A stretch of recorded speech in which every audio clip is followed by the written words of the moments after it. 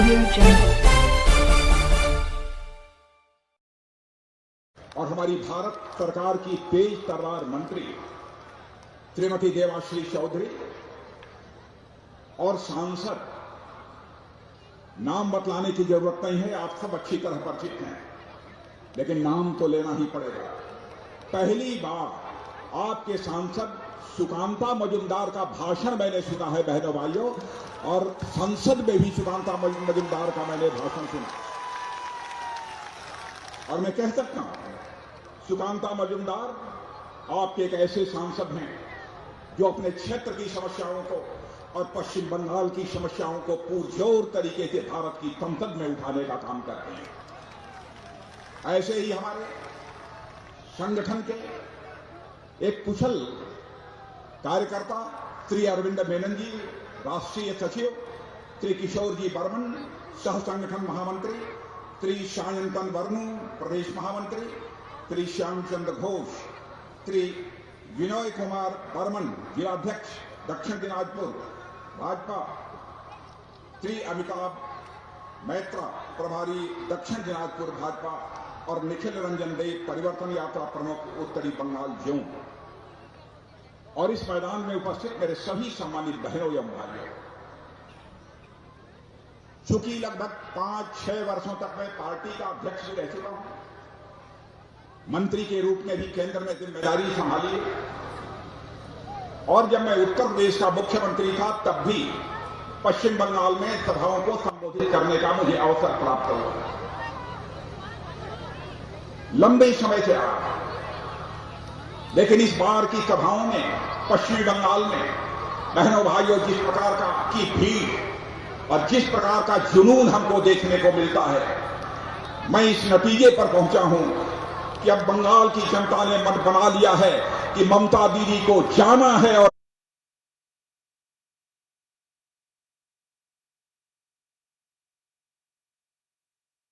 और भारतीय जनता पार्टी को पश्चिम बंगाल में आना।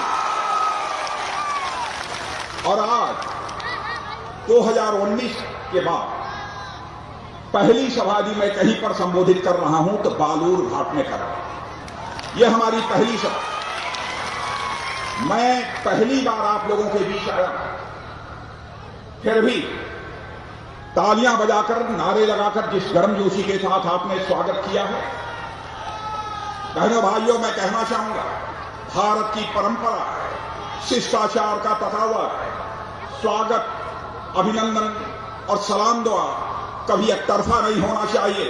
इसलिए मैं भी अपनी तरफ से शीश झुकाकर इस बालूर घाट की जनता का हार्दिक अभिनंदन करता हूं, आप सभी का मैं स्वागत करता हूं। यह बालूर घाट मां बूरी काली की पवित्र भूमि है। यह मां बोल्ला रक्षा काली की यह पवित्र भूमि है बहनों भाइयों। और इस बार यदि हमको अपने सभाओं की शुरुआत भी यदि कहीं से करनी पड़ी है तो बालूर घाट के एक ऐसे पवित्र भूमि से करने का अवसर प्राप्त हुआ है। मैं भूल नहीं सकता सरोज रंजन चट्टोपाध्याय को, ऐसे क्रांतिकारी को, उस सरोज रंजन चट्टोपाध्याय की भी क्रांतिकारी की धरती यह बालूर घाट है बहनों भाइयों। और तेभागा आंदोलन का यह स्थान है, यह केंद्र है। मैं समझता हूं कि हर व्यक्ति इस बात से अच्छी तरह परिचित हो। और मनमथ राय जैसे नाट्यकर्मी के रंगभूमि भी इस बंगाल में यदि कोई है, यह बालूर घाटी है बहनों भाइयों, जहां पर आज खड़े होकर मैं सभा को संबोधित कर रहा हूं।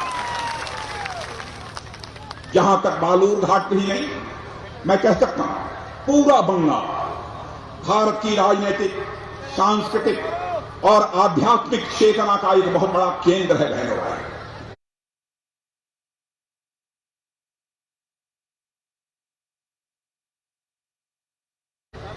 और इतना ही नहीं, मैं तो ये कहता हूं बंगाल की राजधानी कलकत्ता तो कभी यह भारत की आर्थिक राजधानी हुआ करती थी, लेकिन लगातार 34 वर्षों तक यहां सीपीएम की सरकार रहने के कारण और 10 वर्षों से यहां पर टीएमसी की सरकार रहने के कारण बहनों भाइयों, हमारा यह कलकत्ता और यह बंगाल जो एक औद्योगिक केंद्र के रूप में माना जाता था, औद्योगिक राज्य के रूप में माना जाता था।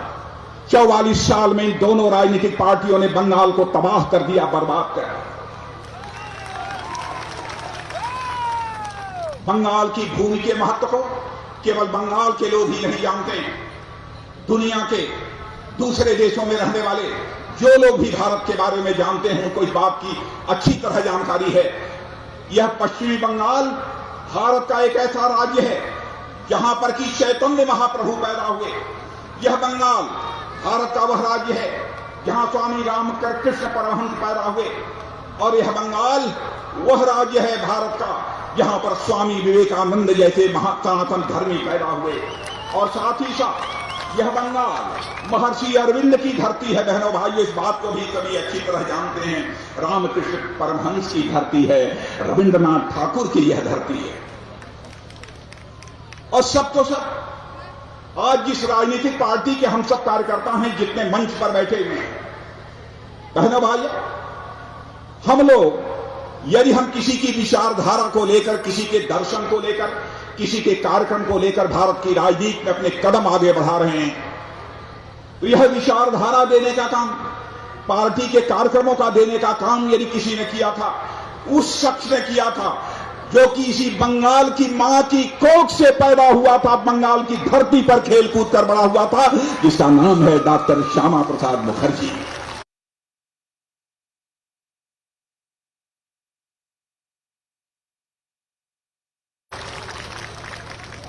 हम उन्हीं के रास्ते पर आगे बढ़ गए। आदरणीय अटल बिहारी वाजपेयी जी के नेतृत्व में मिलीजुली सरकार बनी। कभी यह कोई सोचता नहीं था कि डॉक्टर श्यामा प्रसाद मुखर्जी ने जो बीजारोपण किया है जिस राजनीतिक दल का, आज वह बीज एक बट वृक्ष के रूप में भारतीय जनता पार्टी के रूप में सारी दुनिया के सामने खड़ा हो जाएगा, कभी किसी ने सोचा नहीं।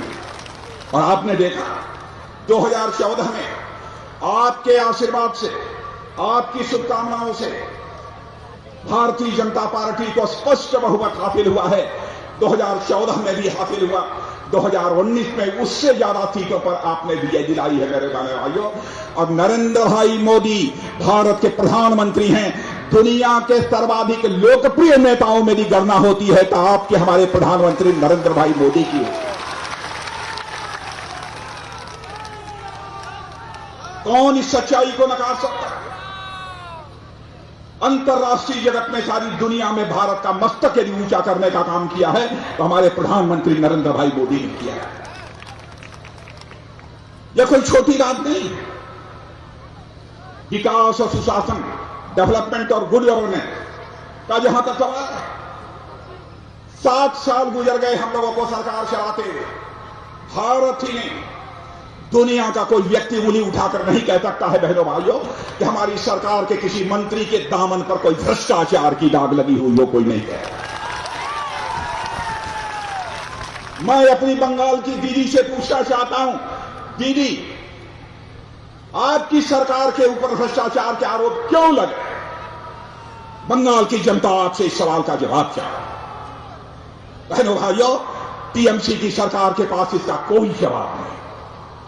विकास का जहां तक सवाल है, कम्युनिस्ट पार्टी के लोगों से पूछना चाहता हूं, कांग्रेस के लोगों से पूछना चाहता हूं, 34 साल लगातार कम्युनिस्ट पार्टी की सरकार रही, क्या बंगाल में विकास किया? 10 वर्षों से यहां पर टीएमसी की सरकार है, क्या विकास हुआ है यहां? मैं यकीन दिलाकर जाना चाहता हूं बहनों भाइयों, और मेरी बातों पर आपको भरोसा न हो, यकीन न हो, जिन राज्यों में हमारी सरकारें हैं वहां जाकर आप देखिए, 5 वर्षों में हम बंगाल की तकदीर को बदल देंगे बहनों भाइयों, तस्वीर को बदल देंगे। हम आपको यकीन दिलाना चाहते हैं। सरकार चलाने की कला यदि किसी के पास है तो वह भारतीय जनता पार्टी के पास है। और एक मोदी जी जैसा सशक्त और प्रभावी नेतृत्व भी मिला। बहनों भाइयों, हमारा प्रधानमंत्री दुनिया के दूसरे देशों में जाता है तो दमखम के साथ अपनी बातों को रखता है, पुरजोर तरीकों से अपनी बातों को रखता है, नजर झुकाकर अपनी बातों को नहीं रखता है, बल्कि दुनिया के दूसरे देशों के साथ नजर से नजर मिलाकर हमारा प्रधानमंत्री बात करता है। जहां तक विकास का सवाल है, मैं दूर नहीं ले जाना चाहूंगा। मैं यही दिनाजपुर की मैं बात करना चाहता हूं। हमारे सुकांता जी मजूमदार यहां पर आपके सांसद बैठे हैं, मैं इसका श्रेय इनको भी देना चाहता हूं। इन्होंने भरपूर कोशिश की।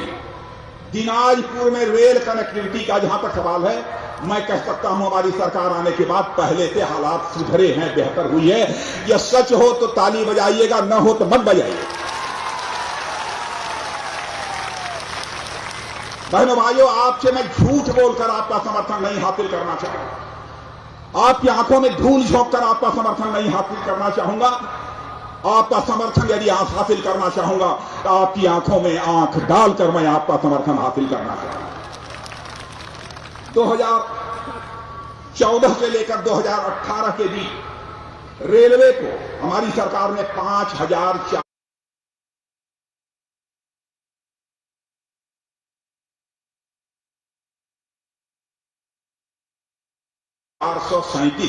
करोड़ रुपए विकास पर खर्च किए।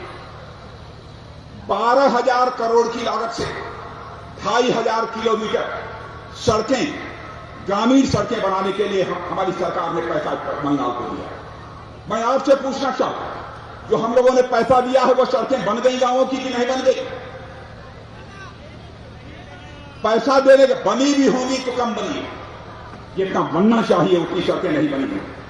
764 किलोमीटर 764 किलोमीटर हाईवेज को चौड़ा करने के लिए 1200 करोड़ रुपया 1200 करोड़ रुपया वेस्ट बंगाल सरकार को हमारी सरकार ने दिया है।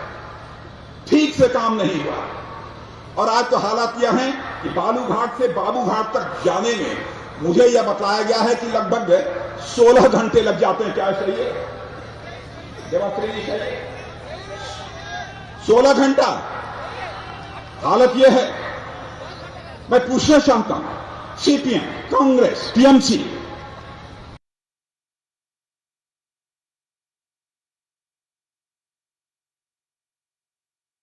क्या यही विकास पश्चिम बंगाल का आप लोगों ने किया है?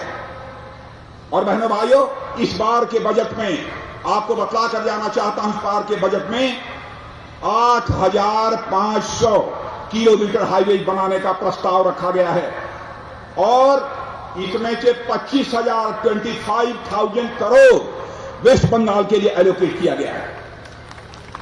लेकिन डर इस बात का है,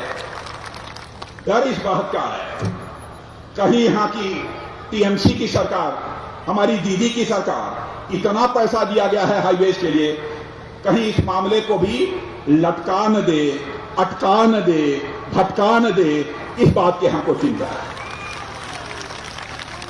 लेकिन मैं जानता हूं अब यह हाईवेज के लिए जो पैसा दिया गया, अब वह न लटकने पाएगा, न अटकने पाएगा, न भटकने पाएगा। हाईवे बंद कर रहेगी क्योंकि अब तो टीएमसी जा रही है और भारतीय जनता पार्टी की सरकार आ रही है। बहनों भाइयों,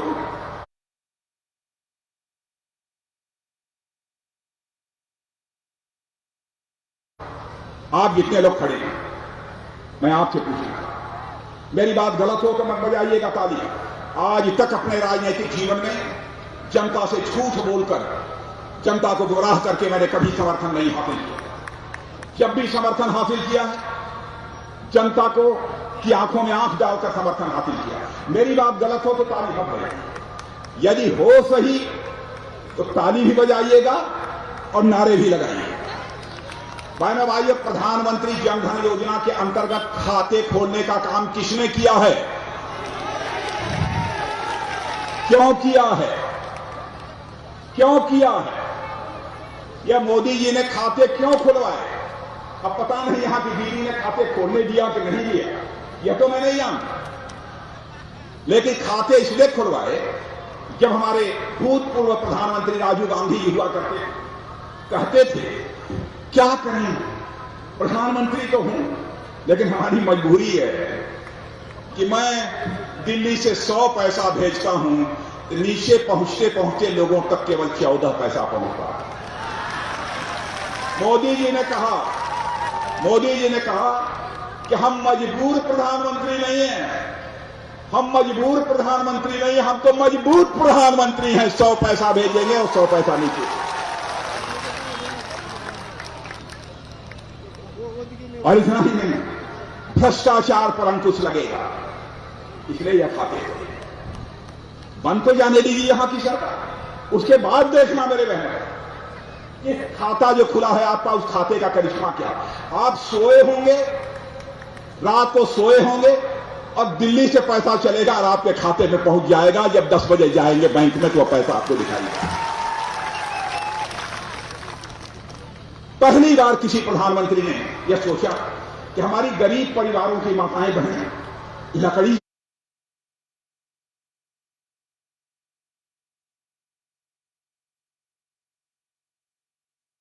जलाकर, अंगीठी जलाकर खाना बनाती, आंखों में धुएं लगते हैं, आंसू निकलते हैं, खांसी आती है। क्या किसी प्रधानमंत्री ने चिंता की? हमारे प्रधानमंत्री जी ने कहा हम इस भारतवर्ष के अंदर एक भी गरीब परिवार रहने नहीं देंगे जिस पर गरीब परिवार के घर में गैस का सिलेंडर न पहुंच जाए। और बहनों भाइयों, प्रधानमंत्री उज्ज्वला योजना के अंतर्गत सिलेंडर पहुंच जाए। लेकिन मैं जानता हूं कि जितना यहां पहुंचना चाहिए नहीं पहुंच पाया, क्योंकि राज्य सरकार को जितना सहयोग करना चाहिए राज्य सरकार ने इसमें सहयोग नहीं किया। किसने सोचा था, किस प्रधानमंत्री ने सोचा था कि हमारे गरीब परिवार की माताओं बहनों को भी नित्य क्रिया के लिए बाहर नहीं जाना चाहिए, घर में ही शौचालय होना चाहिए। बहनों भाइयों, मां बहनों की इज्जत और असमत के लिए चिंता किसी ने की तो हमारे प्रधानमंत्री नरेंद्र भाई मोदी ने। केवल मेरी बात गलत हो बहन तो बतलाना गलत है, सही है तो हाथ उठाकर बहनों आप लोग बतला दो। और लेकिन यहां की टीएमसी की सरकार ने क्या, हमारी दीदी की सरकार ने क्या किया, केवल 64 लाख शौचालय बनाए। आप भरोसा रखना, जिनके घरों में शौचालय नहीं है, जिनके घरों में टॉयलेट नहीं है, पश्चिम बंगाल में हमारी सरकार बनेगी, टॉयलेट हम बनाकर ही दम लेंगे, आपको भरोसा दिया। क्या हो गया है पश्चिम बंगाल, क्या कर दिया है सीपीएम और टीएमसी की सरकारों ने 44 साल वर्षों में। बहनों भाइयों, पूरा भारत नवीन शताब्दी में जी रहा है, पूरा भारत नवीन शताब्दी में जी रहा है और हमारा यह पश्चिम बंगाल 19वीं शताब्दी में जी रहा है। हम आपको 19वीं शताब्दी में हम नहीं देखना चाहते हैं बहनों भाइयों, हम आपको 21वीं शताब्दी में देखना चाहते हैं, 19वीं शताब्दी में हम नहीं देखना चाहते। इसलिए हम अपनी सरकार बनाना चाहते हैं। आजादी के 75 सालों में हालात बद से बदतर हो गए। मां माटी मानुष,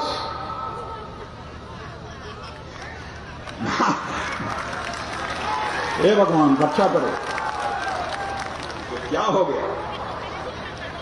मां माटिस मां माटी अमानु,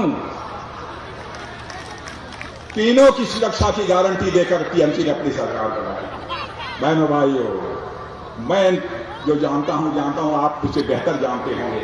आज न मां सुरक्षित है, न माटी सुरक्षित है, न मानुष सुरक्षित है। अराजकता का बोलबाला, पॉलिटिकल वायलेंस, राजनीतिक हिंसा का सिलसिला दौर चल रहा है। हमारे 150 कार्यकर्ता मारे गए, कौन देगा इसकी कीमत? मैं दीदी आपसे पूछना चाहता, क्या किसी मुख्यमंत्री की यह जिम्मेदारी नहीं बनती? कानून और व्यवस्था उसके राज्य में चुस्त दुरुस्त। मैं भी उत्तर प्रदेश का मुख्यमंत्री रहा हूं बहनों। पहली जिम्मेदारी लॉ एंड ऑर्डर की सुरक्षा के लिए किसी की होती है, उस राज्य के मुख्यमंत्री। क्यों हिंसाएं हो? पिछले 7-8 वर्षों में हमारे लगभग 150 से 200 कार्यकर्ता मारे गए, 1,500-2,000 घायल हुए। ये कैसे हमारे कार्यकर्ता काम करते हैं? मैं सचमुच अपने भारतीय जनता पार्टी के कार्यकर्ता जिस मुसीबत में, जिस चुनौती में उन्हें काम करना पड़ता है, मैं उनका अभिनंदन करना चाहता हूं। ऐसे सभी कार्यकर्ताओं, ऐसे हालात में आ रही है। बहनों भाइयों, हम यदि किसी राज्य का विकास करना चाहते हैं, सुरक्षा, सिक्योरिटी,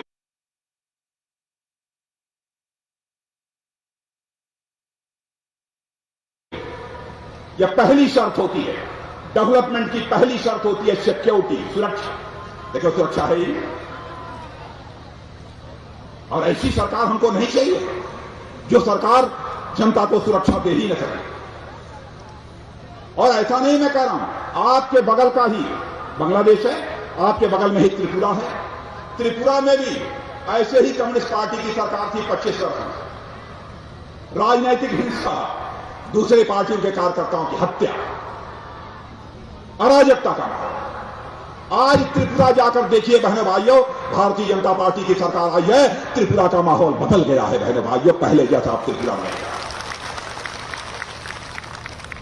सभी को सुरक्षा की गारंटी, सभी को सुरक्षा की गारंटी। लोग ये कहते हैं भारतीय जनता पार्टी आएगी तो मजहब धर्म के आधार पर भेदभाव करेगी। मैं दो टूक शब्दों में कहना चाहता हूं, हम जाति, पंथ, मजहब के आधार पर सरकार नहीं चलाएंगे। हम सरकार चलाएंगे तो इंसाफ और इंसानियत के आधार पर चलाएंगे बहनों भाइयों। Justice to all, appeasement of none, न्याय सभी को, तुष्टीकरण किसी का नहीं। यही हमारे सरकार चलाने का सिद्धांत हो और इसी आधार पर हम सरकार चलाएं। विडंबना यह है, चौंकाने वाली बात यह है कि यहां की टीएमसी की सरकार ने पॉलिटिक्स को पीपुल के ऊपर मान लिया, राजनीति को लोगों के ऊपर मान लिया। और बहुत सारी ऐसी योजना, यही कारण है कि बहुत सारी योजनाएं जो केंद्र सरकार ने लागू की, यहां की सरकार ने लागू की। गरीबों के लिए योजनाएं हमारे मोदी जी ने प्रारंभ की हैं। देश के दूसरे राज्य गरीबों को दे रहे हैं, आदिवासियों को दे रहे हैं, पिछड़ों को दे रहे हैं, लेकिन यहां पर नहीं मिल रहा। मैं प्रधानमंत्री आवास योजना, चले जाइए दूसरे राज्यों में बहनों भाइयों, पता लगा लीजिए। आज भी मैं कहकर जा रहा हूं, आप सरकार बना दीजिए पश्चिम बंगाल में। देश में तो हमने 2022 का टारगेट दिया है मोदी जी ने, लेकिन पश्चिम बंगाल में थोड़ा सा 1 साल 1.5 साल अधिक लग सकता है, क्योंकि नई सरकार बनेगी तो उसको समय लगेगा। हम पश्चिम बंगाल में एक भी परिवार ऐसा नहीं रहने देंगे जिस परिवार के पास अपना सिर ढकने के लिए पक्का छत न मुहैया हो, ऐसा एक भी परिवार नहीं रहने देंगे। प्रधानमंत्री किसान सम्मान निधि भारत के इतिहास में कभी नहीं हुआ। हमारे प्रधानमंत्री ने कहा कि भाई ऐसा करो, खाते सबके खुल रहे हैं, इसलिए हर किसान के खाते में हर साल 6,000 रुपया लगा। अब यहां की सरकार ने कहा नहीं, बंगाल के किसानों को नहीं मिले, यहां के किसानों को नहीं मिला। मिला है कि नहीं, मैं आपसे पूछना चाहता हूं। नहीं मिला ना, आप बताइए मिला है कि नहीं? जरा उधर खड़े हैं, उधर चारदीवारी के। तो आज मेरी बात सुन ले, आप हमारी सरकार बना दो बहनों, हम आपको विश्वास दिलाकर जाना चाहते हैं। 6,000 रुपया हर साल का जो पिछड़ा बकाया है वह भी हम आपको देंगे, और आगे भी जो देना है वह भी हम किसानों को मुहैया कराएंगे। हम आपको विश्वास दिलाकर जाना चाहते हैं। एक बात और, आयुष्मान भारत बहन भाइयों, एक योजना हम लोगों ने चलाई है, आयुष्मान भारत। आपसे मैं पूछना चाहता हूं, आप लोग जो आयुष्मान भारत योजना ऐसी योजना है कि यह दुनिया में ऐसी योजना किसी सरकार ने नहीं चलाई है, केवल मोदी जी ने चलाई है। जानते हैं बहन भाइयों, गरीब का बेटा दवा ना खरीद पाने के कारण दम तोड़ देता है, डॉक्टर के पास जाकर अपने परिवार का, अपने बच्चों का इलाज नहीं करा।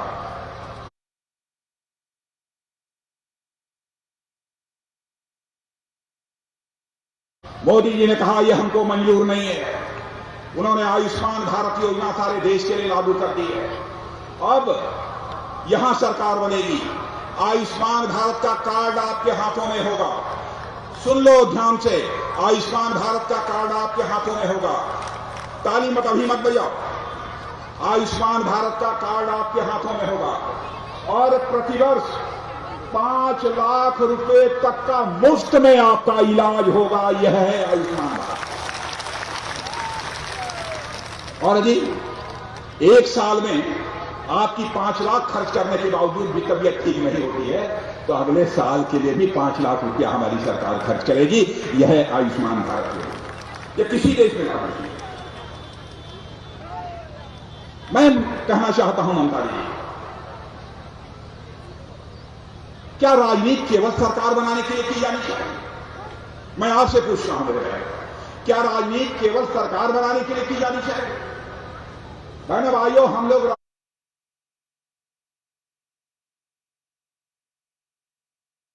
राजनीति केवल सरकार बनाने के लिए नहीं करते हैं। हम राजनीति करते हैं तो देश बनाने के लिए राजनीति करते हैं, समाज बनाने के लिए राजनीति करते हैं। यह दूसरी पार्टियों में, हमारी पार्टियों में अंतर है। और यहां पर जो भ्रष्टाचार है, यहां पर जो हिंसा है, राजनीतिक हिंसा है, इसको भ्रष्टाचार, राजनीतिक हिंसा को मैं कोविड-19, कोरोना इसे कहते हैं, जैसी महामारी में मानता हूं। भ्रष्टाचार और राजनीतिक हिंसा यह पश्चिमी बंगाल की एक महामारी है, पैंडेमिक है, कोरोना जैसी। और बहनों भाइयों, भ्रष्टाचार की इस महामारी की वैक्सीन भारत में यदि किसी के पास है तो वह केवल भारतीय जनता पार्टी के पास है, हमारे प्रधानमंत्री के पास है, और किसी के पास नहीं। हमने कभी तोलाबाज का नाम नहीं सुना। तोलाबाज क्या हुआ? तोलाबाज क्या हुआ जानते हैं? तोलाबाज हम तो सुने ही नहीं। पहली बार मैंने लोगों से पूछा तोलाबाज होता क्या है, बताया कि तोलाबाजी से। अब कटमनी चटसा तो गरीब हालत कहां चला जाता है? बहनों भाइयों, पश्चिम बंगाल में यह पुलिस स्टेट बना दिया है टीएमसी के द्वारा, पुलिस स्टेट बना। लेकिन मैं कहना चाहता हूं, यहां के मुख्यमंत्री जी को, दीदी को कहना चाहता हूं, लोकतंत्र में सरकार शासक नहीं होती है। लोकतंत्र में सरकार शासक नहीं होती है, बल्कि सेवक होती है। मुख्यमंत्री जी सेवक होती है, शासक मानकर काम न करो। सरकारें यदि चलती हैं तो संविधान से सरकारें चलती हैं, अहंकार से सरकार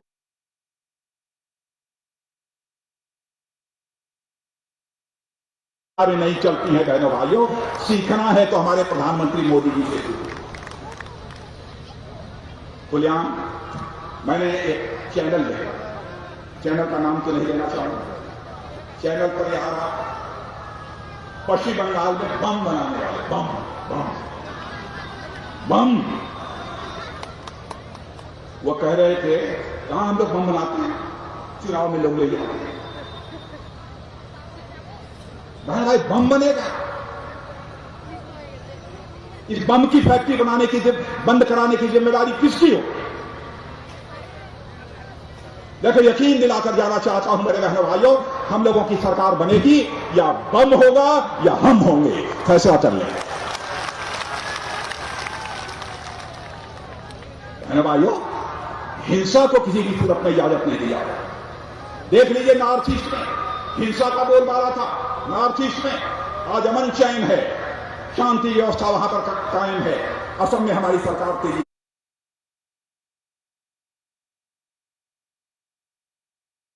के साथ चल रही। और बहनों भाइयों, कई सी जो यहां की बंगाल की मां की कोख से पैदा हुए डॉक्टर श्यामा प्रसाद मुखर्जी ने की, सरकार बनने के बाद हम लोग पूरा कर रहे हैं। जम्मू कश्मीर की धारा 30 और 70 को चुटकी बजाकर हम लोगों ने समाप्त कर दिया। किसके कहने पर किया? इसी बंगाल की मां की कोख से पैदा हुए डॉक्टर श्यामा प्रसाद मुखर्जी, जिन्होंने हमारी पार्टी बनाई है, उनके कहने पर यह किया। आतंकवाद के खिलाफ सीमा पर हम लोग प्रभावी कार्रवाई कर रहे हैं, यह बताने की आपको जरूरत नहीं। सरकार हमारी कैसी है, इसके बारे में बहुत चर्चा तो नहीं करना चाहता, लेकिन कुछ करना पड़ेगा। चाइना और भारत के बीच इधर कुछ तसल हुई थी, मालूम है हुआ। लेकिन देखिए, यहां से लेकर वो सब सारे जितने लोग हैं, मैं सबसे निवेदन करना चाहता हूं, देश के मान सम्मान स्वाभिमान का प्रश्न। मेरे बहनों भाइयों, हमारे सेना के जवानों ने जिस शौर्य और पराक्रम का परिचय दिया है बहनों भाइयों, आज सारी दुनिया में भारत का मस्तक ऊंचा हो गया है। ऐसे सेना के जवानों का हाथ उठाकर सभी के द्वारा हार्दिक अभिनंदन किया जाना चाहिए, उनका स्वागत किया जाना चाहिए। और आज आपको याद है बालाकोट की एयर स्ट्राइक आज यही के दिन 2019 में हुई थी। आज यही के दिन हुई थी।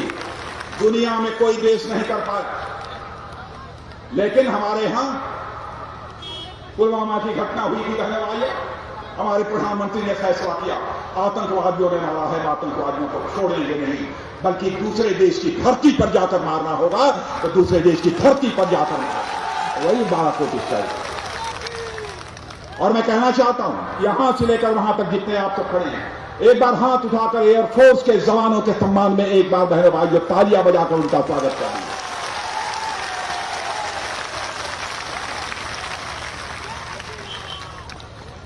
कितनी बातों की मैं चर्चा करूं, चाहे सीमाओं की सुरक्षा हो,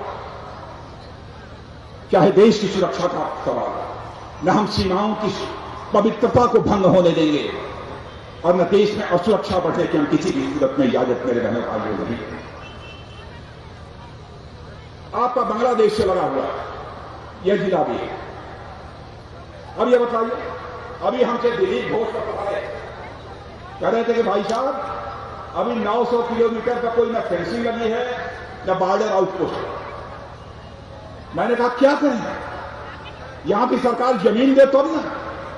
मैं गृह मंत्री था, उस समय से बातचीत चल रही है बहनों भाइयों नहीं, लेकिन यकीन रखना स्मगलिंग, ह्यूमन ट्रैफिकिंग, घुसपैठ यह सब रुकेगी और सरकार बनने के 2 से 3 साल के अंदर रुक जाएगी। हम फेंसिंग कराएंगे, बॉर्डर आउटपोस्ट बनवाएंगे। एक नागरिकता कानून का भी मामला चल रहा था, आप जानते हैं, मैं ज्यादा में नहीं हूं, जो प्रताड़ित होकर पाकिस्तान, अफगानिस्तान, बांग्लादेश से आए हुए हैं, उनको यदि भारत की नागरिकता भी देनी होगी तो हम भारत की नागरिकता भी देंगे।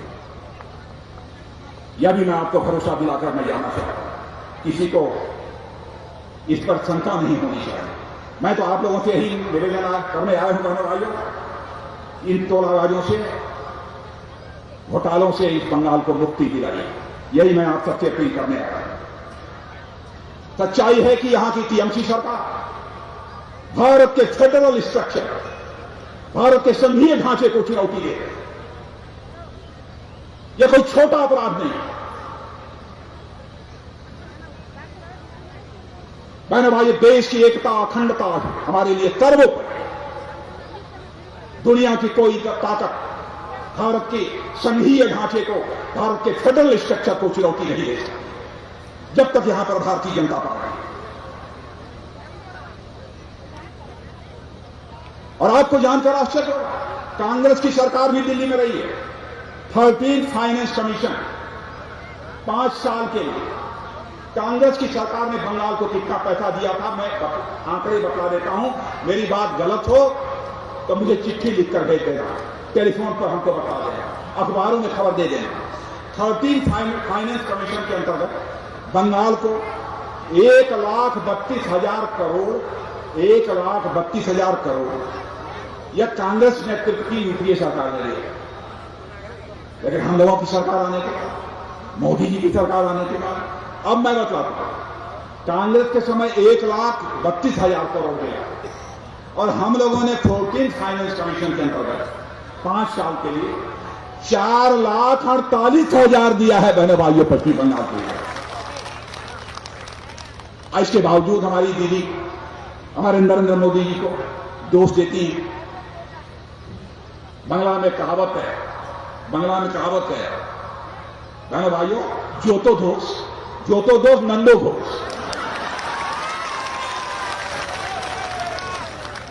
तो हमारे मोदी जी को नंदो घोष बनाना चाहिए। नहीं होगा दीदी, नहीं होगा दोस्तों, बहुत हो गया। और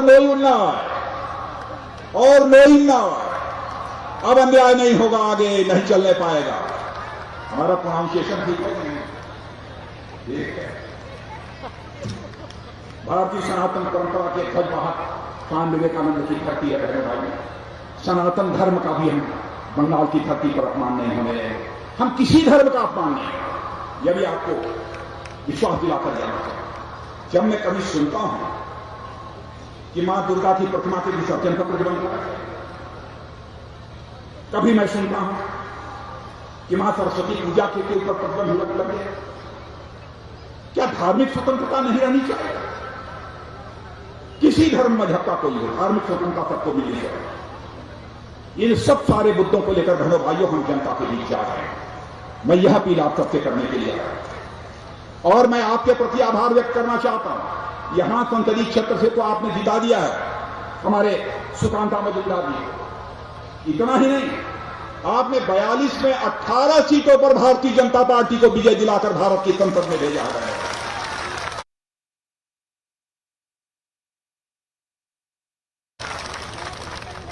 आपने 42 में 18 सीटों पर भारतीय जनता पार्टी को विजय दिलाकर भारत के अंदर एक नए राजनीतिक अध्याय की शुरुआत कर दी है। पॉलिटिकल चैप्टर एक नया खोल दिया है आपने।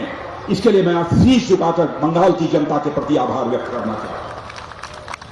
आभार व्यक्त करता हूं। कमाल किया है आप लोगों ने। 42 में 18 सीटों पर विजय प्राप्त करना यह कोई छोटी बात नहीं, यह आपने किया। इसलिए बहनों भाइयों, मैं आप सबसे यही कहना चाहता हूं कि ममता दीदी कह रही हैं बंगाल में खेला हो गए, कहते हैं बंगाल में खेला हो गए।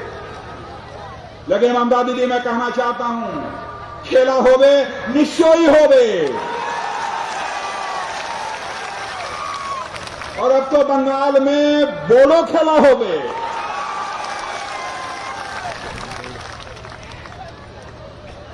यही खेला विकास का खेला हो गए, यही खेला शांति का खेला हो गए। चलेगा?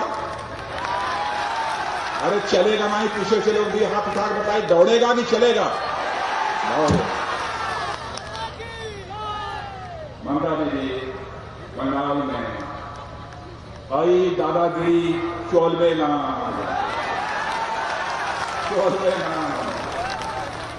यही समय परिवर्तनों समय अच्छे, परिवर्तनों समय अच्छे। आप लोग जो खड़े हैं ये सही है, परिवर्तनों अच्छे या नहीं? परिवर्तन करिए, परिवर्तन करिए। और आप मेरी बातों से सहमत होंगे तो एक बार तालियां बजाकर मुझे विश्व भरोसा भी दिला दीजिए।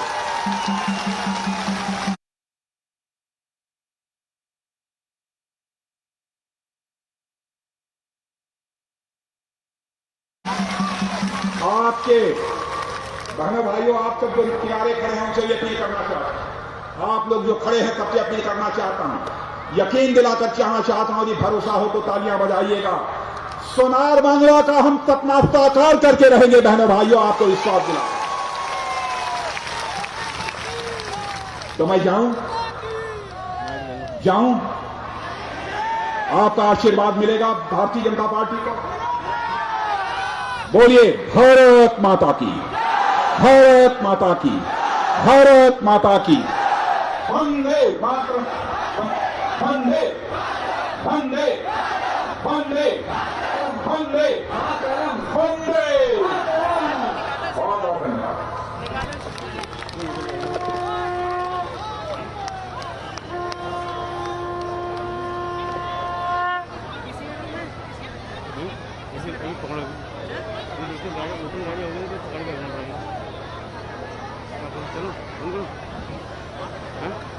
वंदे मातरम।